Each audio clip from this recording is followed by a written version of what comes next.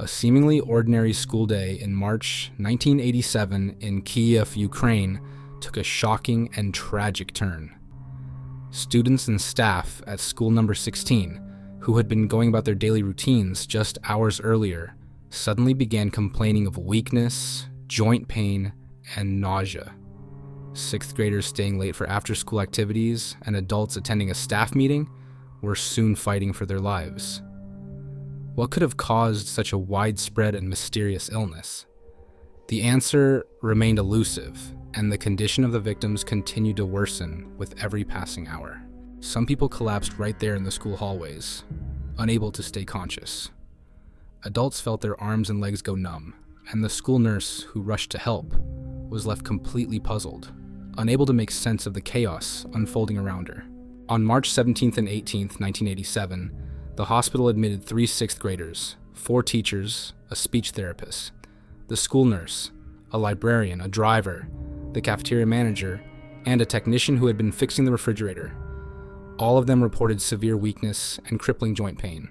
Doctors were convinced it was either poisoning or a new strain of a virus, maybe the flu, but just days later, patients began losing their hair. Panic set in among the medical staff. What was this unknown illness? Why were its symptoms so terrifying? But this was only the beginning of the nightmare. 2 children and 2 adults would soon lose their lives. In total, 13 people would be affected, and no one could explain how or why it happened.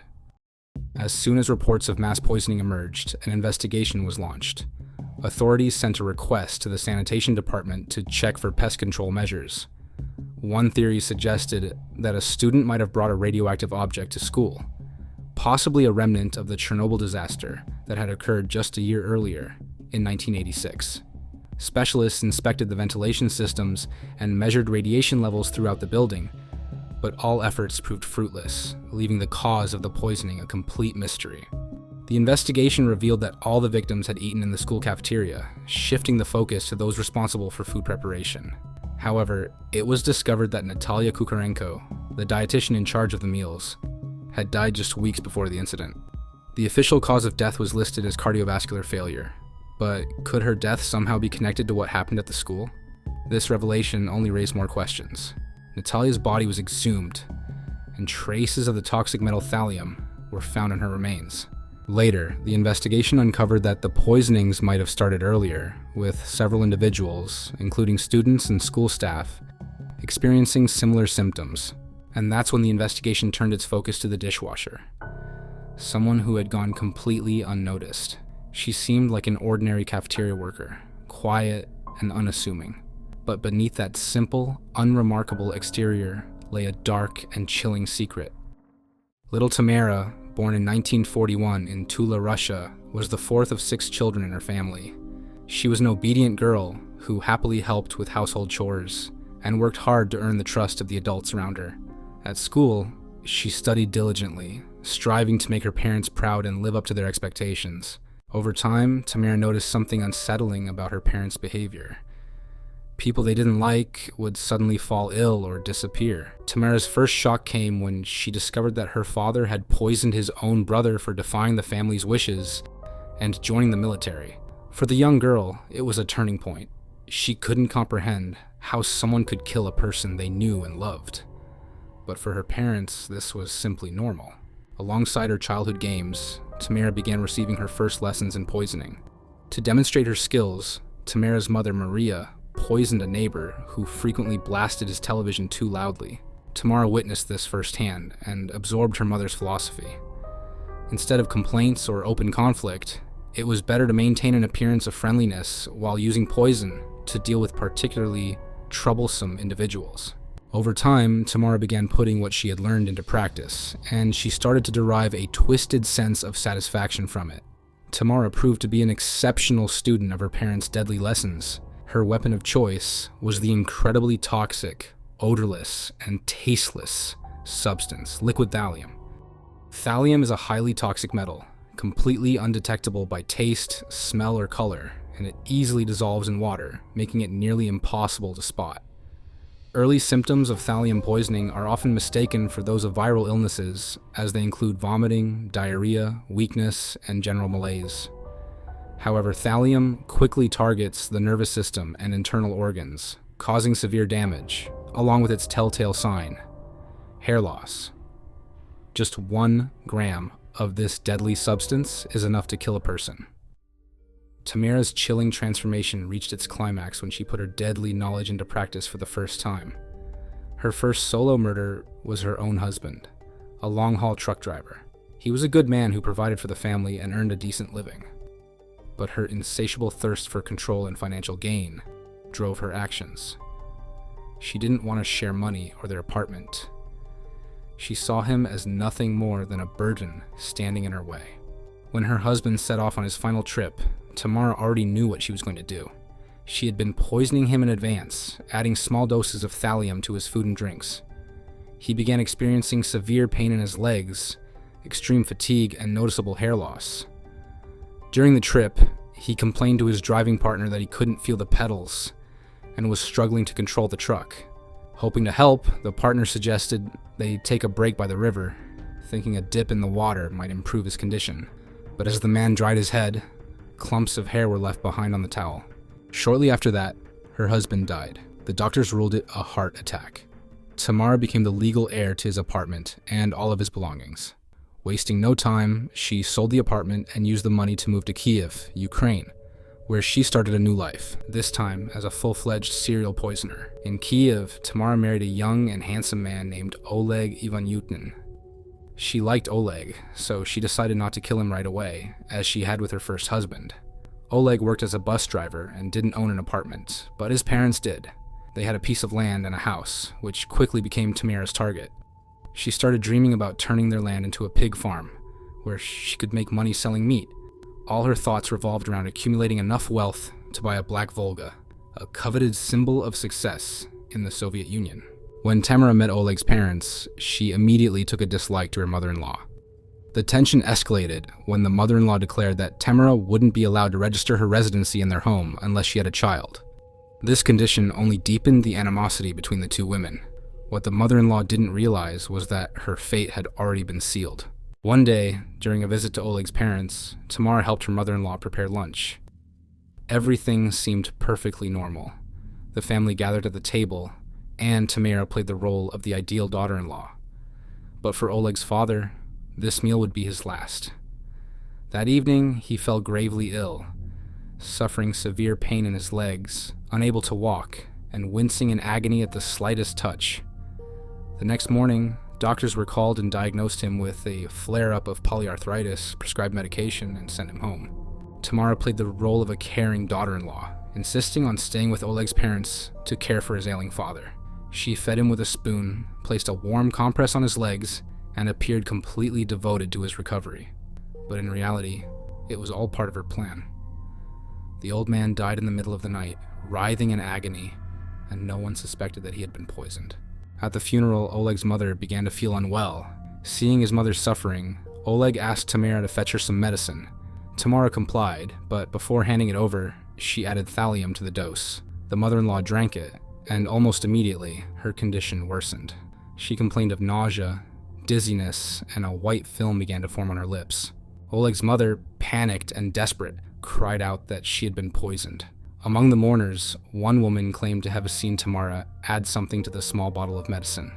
Tensions flared as people demanded the police be called and the remaining liquids sent for testing. But Tamara acted quickly, destroying the evidence before anyone could intervene. She smashed the bottle, scattering the shards and letting the liquid seep into the ground. All evidence was gone. However, the crowd grew furious. That's when Tamara's husband Oleg stepped in, pleading with everyone not to ruin an already somber day in his life. His mother, still feeling unwell, retreated into the house. She survived for a few more days, but ultimately succumbed to the same symptoms that had claimed her husband. For the time being, Tamara decided not to poison her husband outright, as people were still whispering about her possible involvement in the deaths of Oleg's parents. Instead, she began slipping small doses of poison into his food. Oleg suffered from crippling joint pain and spent weeks confined to bed, while Tamara played the role of a devoted, caring wife. To the neighbors, she painted a different picture, telling them that Oleg had fallen ill and suggesting it might be a hereditary condition, the same one that had claimed the lives of his parents. After inheriting Oleg's parents' house and land, Tamara set her plans into motion. She established a pig farm and intended to use leftover food from the school cafeteria to feed the pigs. To make this happen, she took a job as a dishwasher at the school. At school, Tamara drew attention with her strange behavior. She was constantly lingering near the stove and pots, even though it wasn't part of her duties. She was often suspected of stealing food, but every time she was confronted, she would cause a scene, shouting and stirring up drama. With the low wages, it was hard to find a replacement, so most staff chose to avoid conflict and stayed silent. Everything was going according to Tamara's plan, but soon, the cafeteria manager, teachers, and the dietitian began interfering with her efforts to take leftover food for herself. Tamara decided to handle the situation the way she'd been taught since childhood, by slowly eliminating anyone who stood in her way. Tamara's first target was the school dietitian, Natalia Kukarenko, who was in charge of managing food supplies. Tamara poisoned Natalia's food, and soon after, Natalia began suffering from severe joint pain and numbness in her hands and feet. She attributed her symptoms to radiation exposure from the Chernobyl disaster. As her condition worsened, Natalia sought medical help, but even at the hospital, no one suspected thallium poisoning. The doctors were baffled, and her health deteriorated rapidly. Eventually, Natalia died, with the official diagnosis listed as cardiovascular failure. Katerina Sherban became a particular target of Tamara's animosity, as the two frequently clashed over Tamara's theft of food. Sherban was poisoned as well, and died without ever realizing that her death was looming. The chemistry teacher, Viktor Stadnik, also fell victim but managed to survive, though he was left permanently disabled for the rest of his life. Tamara didn't stop at targeting the school staff. She even poisoned a 5th grader, Timur, and his younger sister, 1st grader Olya, who had innocently asked her for leftover cutlets to feed their dog. Both children ended up in the hospital. Timur's hair began to fall out, while Olya lost hers entirely. Tamara began turning off the refrigerators at night to ensure more leftovers for her pigs. This led to frequent arguments with the cafeteria staff, and the manager, a man named Noga, started locking the pantry and refrigerators overnight. After one particularly heated dispute, Ivanutina, enraged, declared, "Noga will follow Kukarenko." The peak of her crimes came on March 17th and 18th, when 3 6th graders and 10 adults were rushed from the school to the hospital. Despite intensive medical efforts, 2 children, Maria Sidorchuk and Vasyl Yurchenko, died almost immediately. Along with them, 2 adults, a teacher and a refrigerator repairman, also lost their lives. 9 others were left in critical condition in the intensive care unit, fighting to survive. A thorough questioning of the victims provided a crucial clue. All of them had eaten leftover meals from the school cafeteria. However, those who ate during the main lunch service remained unaffected. This suspicious discrepancy led investigators to focus their attention on the school cafeteria. As it turned out, on March 16th, the children who stayed for the after-school program were served leftover soup and chicken liver. Tamara had laced the soup with her deadly seasoning, thallium. She also spiked the cafeteria manager Noga's plate with poison, but luckily he never got the chance to eat it. 9 people who survived critical conditions in the ICU eventually recovered and pointed to the school cafeteria as the source of the poisoning.